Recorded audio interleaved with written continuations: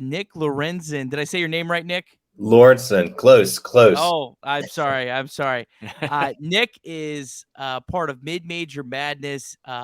Did an awesome Twitter Spaces with John Manson previewing the ASUN, and I knew we had to get you on for this show to talk about the league. First off, tell us a little bit about yourself for the Liberty fans that don't know you and your work. What all do you do in covering college basketball?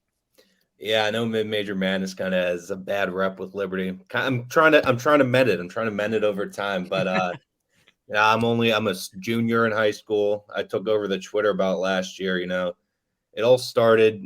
I'm from Baltimore, so I ran this UMBC page, and when they beat Virginia, it blew up in the tournament. The first 16 over one, and I kind of parlayed that into writing jobs, and I've been building it since then. So lots of social media stuff covering all the smaller schools of college basketball. Just love it. Just love it. We're almost there. We got 15 more hours. Counting it down. Baylor, Mississippi Valley, right? At Straight. noon. At noon. Looking forward to it. Yeah, it's really great to see. The work that you're doing at Mid-Major Madness. It's glad you're vetted some bridges and that preview show. And really, I've tried to listen to as many of them as I can because I do love college basketball in general. And all the conference previews that you did, you had so many coaches on and stuff. Really cool concept and really, really great work on that. Appreciate that. Tell us about the ASUN. Let's start with that. Let's just jump right into it. Who do you think is the biggest threat to Liberty? The two Florida schools, I'm kind of shocked to see FGCU down so low in those KenPom ratings you just put up because I really like what Pat Chambers has coming in. One of the guys is Chase Johnson. He's coming in. He was at Stetson. He tore it up for a long time. I know when I was talking to John during the space, he was saying that he just tore up Liberty every time he played. So that's kind of crazy. And they're returning Caleb Cato. They do lose Tavian Dunbarton, so that's kind of tough. They bring in some transfers, but Jacksonville too. They got some guys coming in. Dylan O'Hearn's coming over from NJIT. Asana Sajala still at Lipscomb. It's tough to guard Darius. Teams have done it. They did well enough last year. You guys were still obviously at the top, but I feel like it's Liberty's league to lose this season. Maybe Asana Sajala gets healthy and he does great. Bellarmine's not as great as they were last year because they lose Dylan Penn. Transferred to Vermont, but I think it's going to come down to Liberty and FGCU. I'm really shocked to see FGCU that low. We've been talking about FGCU and maybe a little underrated there. But you mentioned Darius McGee there. When me and Nick were in college forever ago, we talked about Liberty maybe being like the Gonzaga of the East Coast one day. And I know a lot of people don't consider Gonzaga to be a mid-major. But, back then, our football team was not very good. And we were like, this is going to be a basketball school. But now with the football team, beating Arkansas and doing all these, winning bowl games and having some big time recruits and things like that.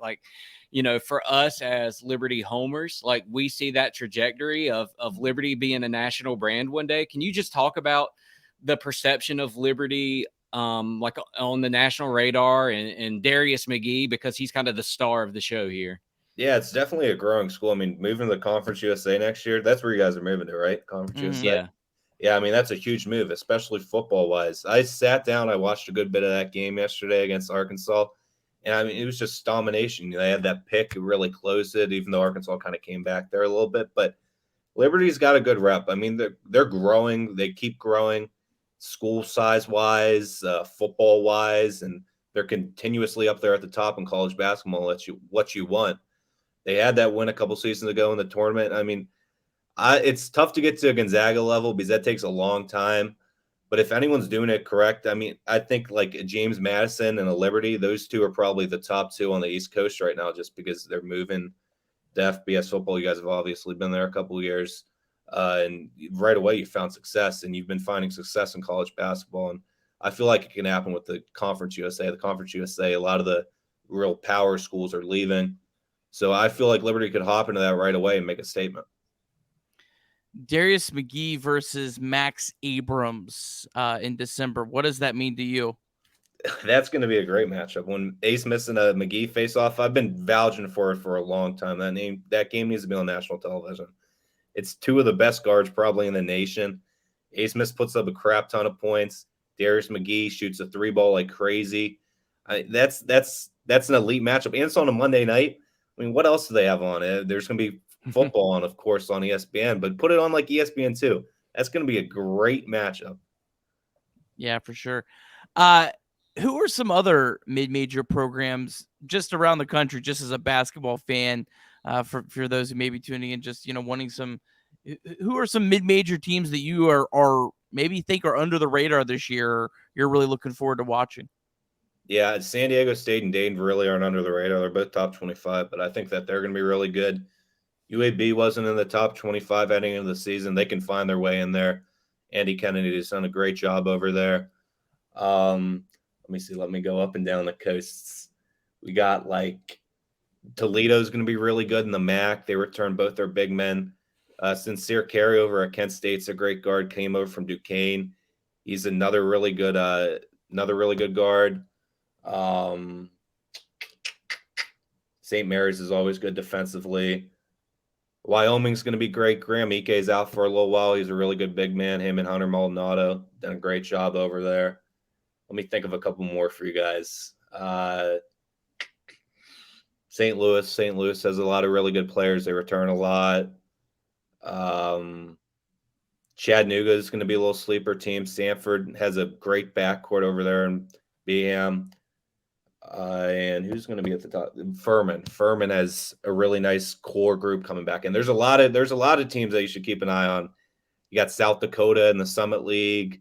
I can go on and on and on. Yeah. What are maybe some under the radar players that we should be watching? That's a good question. That's a really good question. Thinking about it, there's a lot of players in leagues that there's a lot of transfers. There's a lot of really good transfers. Like Chase Johnson, I feel like he's super underrated because he's been able to do it in the ASUN before, and he's staying in league, so he knows what he's doing. Let me go through some notes real quick. Hawaii has some really good guys coming in. Noel Coleman, when he was on the floor last year, Hawaii was one of the best mid-major teams in the country, in my opinion, and he got hurt, kind of fell down a little bit. In the WAC, New Mexico State has this kid coming in. He was the D2 JUCO Freshman Player of the Year 2 years ago, and then last year he was the D1 JUCO Freshman Player of the Year, and he's coming over with his coach to New Mexico State and DeShondre Washington. So he's going to be really good. I mentioned Sincere Carey at Kent State. I mention him all the time. He's a great guard. I kind of think he's a little underrated for what they have. Yeah, I mean, those three right off the top of my head, most recently talked about, those three are going to be really good watches. Last question for you, Nick. Any thoughts on Queens, the new team here in the ASUN? I know you had their coach on, who is actually, I believe I just saw he was going to be suspended for the first 5 games. What's your thoughts on Queens and kind of them taking this leap this year? Yeah, I think they're a great addition. They've been a strong program for years in the D2 level, and they just have winning ways. I mean, Bart Lundy was their coach. I want to say they won like 25, 26 games last year, and he took a D1 job in Milwaukee, and it means a lot for a program to just have someone elevated, and they're moving up, keep them in the system, have them elevated from assistant role to a head coaching role. And they've returned a lot of their guys that did a lot of stuff that scored a lot of points for them last year. So I think that's big. It stinks that Grant Leonard's going to be gone for the first 5 games of the year. He had a DWI, but I think that they're going to be much better than people give them credit for. I know John was talking. He's like, I think they're going to get 7 wins or something like that. I got a text from Grant right after that. He's like, let's make a bet. Let's make a lunch bet. I bet we'll get more than 7 wins. I said, I'll take that side. So I said every game, if they have 7 wins, I'm going to go up to Charlotte for every single game to see if they can clinch it. I know they played Liberty in the last 2 games, so hopefully that will cross paths there. Back to back games, yeah. Yeah, the ASUN did a like a preview show that was on ESPN Plus, and he seemed intense, man. I was into it. Yeah. So speaking of Queens, like just kind of moving up a level, are there any other teams around the nation that are kind of doing that same thing that you look at and like, man, they could be sneaky good? And as a follow up to that, this first week, what kind of upsets are you looking at? Do you see any big upsets on the radar coming up? Yeah, for the first one, I mean, South Dakota always pops in mind. Eric Peterson used to be an assistant there, and he followed Craig Smith, who was at Utah State, at Utah right now as an assistant. He went back to South Dakota, and they had all these players transfer out. He got them to come back. There were 3 all-league players, and then he also got the player or the freshman of the year in the league that come into South Dakota. So I really like what they did there. And upset-wise, I've been telling everyone I think UT Martin's going to be Pitt tomorrow. That's not that big of an upset. I've really only looked at tomorrow. What else is there? I think I wrote a whole article about it. I should have this off the top of my head. Winthrop, Liberty, Alabama. Excuse me. That could happen on Friday. Longwood goes to Alabama too. That could be an interesting one. Winthrop goes to Penn State tomorrow. That could happen too. South Dakota, like I mentioned, they go up to Wisconsin. Something to give there. Yeah. A lot of Big South and ASUN schools there trying to get your little try to get that in there, the old stomping grounds. Yeah, it's gonna be a fun week of basketball for sure. Can't wait. What's your setup like, Nick? What are you how many tablets and phones are you getting out to watch games?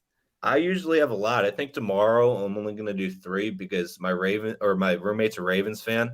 I don't really know if I want to cross streams with that. I don't know if I want to go out there and watch a Ravens game with him. So I might be in my room hunkered down with like 4 streams on my laptop, 1 on my phone, and 1 on the TV. So it's not gonna be the usual 4 TV setup. I usually have a 4 TV setup. My man. Same for college hoop season. Well, Nick, we really appreciate you and all you're doing for Mid-Major Madness and helping, get Liberty a little more on the radar and in terms of that community. And appreciate all your work. And hopefully, maybe sometime we can catch up again. Maybe once we kind of get into conference play, that'd be a lot of fun. Yeah, thank you guys. I'm here whenever you guys need me. I'm always here, always free. Thanks, all right. Nick. Thanks, Nick. Have a great night, bud.